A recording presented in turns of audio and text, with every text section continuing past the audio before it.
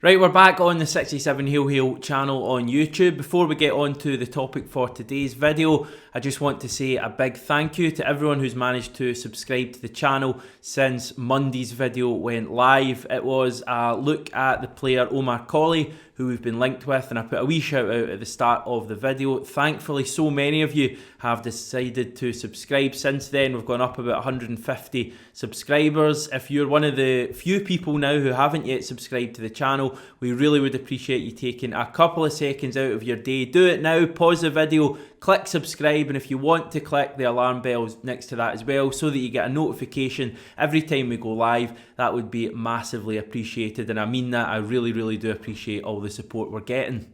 Now, not so long ago, I sat in this very chair in front of this very camera and did a video that has aged terribly about how Tom Rogic was going to leave Celtic. I think I even counted down his top 5 moments at the end of the video. And as I say, it's aged absolutely horrifically because the news was reported earlier this week, I think just yesterday, that Tom Rogic won't be moving to Qatar after he failed to agree personal terms. We still don't know the club that he was in talks with. It was an unnamed Qatari club, but the main headline is that Tom Rogic is staying at Celtic. So rather than deleting that video, I thought I'd do a brand new one now, talking about the future of Tom Rogic at Celtic. I said in the last video, I commented on all his brilliant moments at the club, and the topic of today's video is, can he produce a few more this season?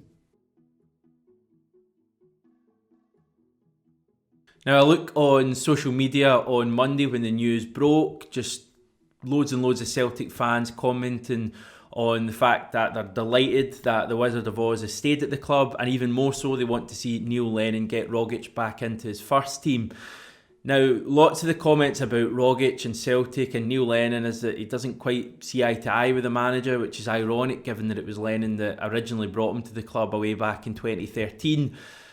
People say that Rogic is so far out the picture at Celtic, and that probably has been a fair comment over the past couple of seasons or so. He's really not produced anything in the last couple of seasons. However, if you actually look at back at the start of the year and just prior to lockdown, Tom Rogic was starting to get a bit of an influence at Celtic. Now, he hasn't made a competitive appearance for the club since March, but of course, the vast majority of that time has been spent with no football getting played at all. He did play and start our final match before lockdown, the 5-0 win against St Mirren. He also scored the goal a couple of days earlier against Livingston, that dramatic equaliser at the Tony Macaroni Arena. And also, people seem to forget this, he played the entirety of our ill-fated Europa League exit, the 3-1 home defeat to Copenhagen. So he was in Neil Lennon's plans just prior to all this COVID stuff breaking out. So why wouldn't he be now? Well, lots of Celtic fans think he certainly should be. Me personally, I would love to see Tom Rogic given some sort of extended run in the team again, and I'll try and outline that over the course of this video. The first main reason for that would be that I just think he's got a skill that no other player at Celtic does. There's a few players who can play in Rogic's position. Ryan Christie is the obvious one. I think Olivier Ntcham can play there, although I'd argue that Ntcham's better a little bit further back in centre mid. I think Ntcham can be a little bit too slow to turn in general, to play attacking mid. David Turnbull can play there as well. Obviously, youngsters like Ewan Henderson as well. So for me, Christie's probably the main man at the moment, and he certainly is in terms of the games he's started. But for me, a fully firing Tom Rogic is more of a weapon. I just think he links the play better. He's got more variation to his game, Tom Rogic, in terms of the way he plays. I think Christie can be quite one-dimensional at times, just energy, whereas I think Tom Rogic has got loads of class. He can pass, he can shoot from distance. So I think Tom Rogic gives us something different if he's in that first team. Obviously, the massive caveat is that Rogic has performed pretty poorly over the last couple of seasons. The Tom Rogic we see nowadays that was looking at a move to Qatar is a much diminished character from the one who was scoring dramatic goals against Rangers, Aberdeen, games at Hampden European matches a couple of years ago. So That's worth pointing out, and obviously the very fact that he was looking at going to Qatar would have been pretty unheard of a couple of years ago. However, I do think that Tom Rogic has some sort of a future at the club. As I've already commented, I think he gives us something that we're badly lacking at the moment. He gives us that extra bit of quality. I just think this whole Celtic team is very one-dimensional at the moment, and if teams are wanting to sit in against us, then we struggle to break them down. That's, I think, why we struggled so badly against Ferencvaros. Now, I know Neil Lennon commented on the fact we had, 20 odd shots or something, but to me that's not domination. To me, domination is creating clear-cut chances, and in that Ferencvaros game we probably didn't create too many of them. So Tom Rogic would give us something different both domestically and in Europe, and it's for that reason I think we need to get him back into the first team. So this seems to be the main question anytime a fringe player is talked about getting into the first team. So we had it with Ncham. Whose position would he take? The consensus there was Scott Brown. We have it with so many other players about, the chat about going to 3-5-2 and where would Mohamed El Yunusi fit into that is quite a common question as well.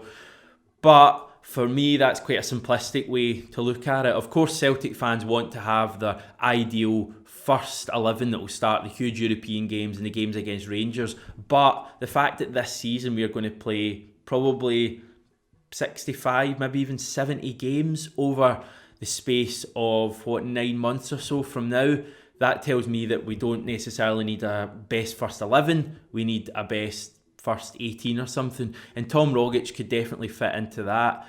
Is it good that Ryan Christie plays every single week and almost has his place assured? No, for me. I think Tom Rogic, having him as part of the plans, Neil Lennon's plans, would give Christie a bit of a boost in terms of having that competition. Obviously, he's got players like David Turnbull as well now.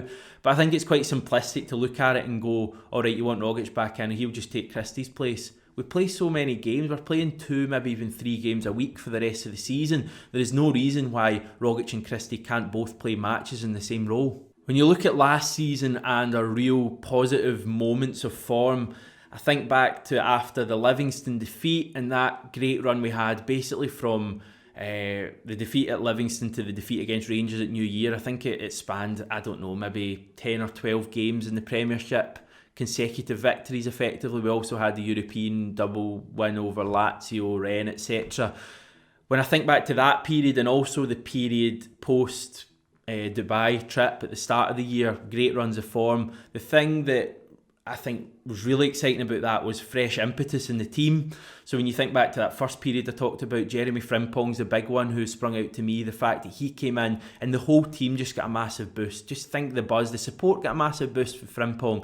And then you go to January and the big boost came from Lee Griffiths. He was like a new signing for us when he came in. He scored all those goals. And again, the whole fan base got a boost and the team got a boost as a result. And it's no coincidence that those two things go together. So I think we need a similar boost now. Will that come from Shane Duffy? Possibly. Will it come from David Turnbull? Will it come from playing Ajeti and Edouard up top? Or could it come from someone like Tom Rogic? Well, why not try all of them at the same time? Why not? I mean, this is a team who are struggling at the moment. We've not been convincing in any away game so far this season. So why not throw them in on Saturday? Start Duffy, play Edouard and Ajeti up top. Get Rogic into the team, or certainly get him making an impact from the bench. This isn't a guy who's over the hill. Loads of folk are commenting as if Tom Rogic is 35 years old. And I don't know if it's the move to Qatar and the graveyard of players, that kind of thing, that's making people think that. Rogic is only 27. He should be in his prime years at the moment. And he's a player for me that can make a big impact. The international break is also the ideal time to get new players in. They've had that break. Everything's been reset. And it's just the perfect time. It's actually good opposition as well. It's a game that we should win away to Ross County. Yes, they've had an okay start to the season, but it's not a game we should be fearing. And I just want to see lots of changes from Lennon. I want to see that fresh impetus that I've talked about. And I think that Tom Rogic could be a guy to provide that. If it's not this weekend, then in the coming weeks and months, I think we need to see Tom Rogic back given a shot. Right, that's my tuppence worth for today. Let me know what you think in the comments below. Do you agree? Do you disagree? Where do you see Tom Rogic's role for the rest of the season with Celtic? If you've not yet managed to subscribe to the channel, would really appreciate you taking a couple of seconds out to do that. Click the bell as well so that you get notified every time we post a new video. On that very topic, we've got an exciting show coming tomorrow night. It will be live with David and myself on the channel, 7 p.m. We're going to be talking transfers, loads of positive stuff players have been linked with, what we want to see happening. And yeah, if you want to join that live, join us 7 o'clock Wednesday night. But if you're not going to make that, the video will obviously be available archived on the channel as well. Until then, take care and hail hail.